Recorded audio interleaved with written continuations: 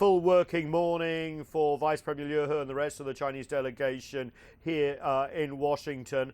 First of all, meeting with the IMF Managing Director, Kristalina Georgieva. The IMF, of course, very key in issuing stark warnings about the effect of the US-China trade war on the global economy, especially slowing global growth and worries about investment. Then afterwards, key US business leaders, including the President, Craig Allen, of the US-China Business Council, a key bridge between the economic relationship between Washington and Beijing, and he's kind of upbeat about this Phase 1 deal.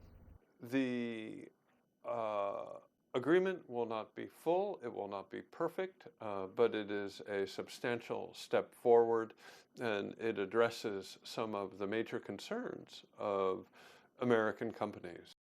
We're also, through various briefings and leaks, getting an idea of some of what we can see in that Phase 1 deal in the next 24 hours. Remember, the US president's been fixated on the trade deficit between the US and China, and we've talked a lot about pledges by China to increase agricultural buying to about $40 to $50 billion. We'll expect larger numbers, we're told, in the energy sector, in manufacturing, and similar numbers when it comes to services as well.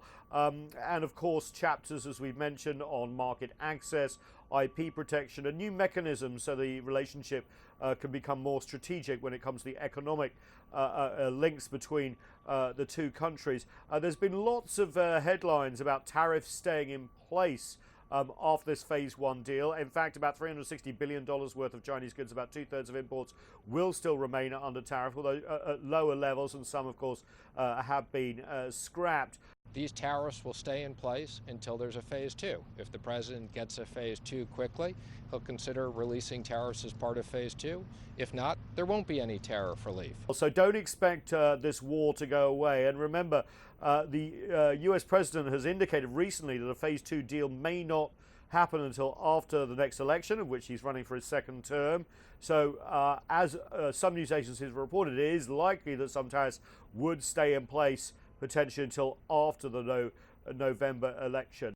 Nathan King, CGTN at the White House.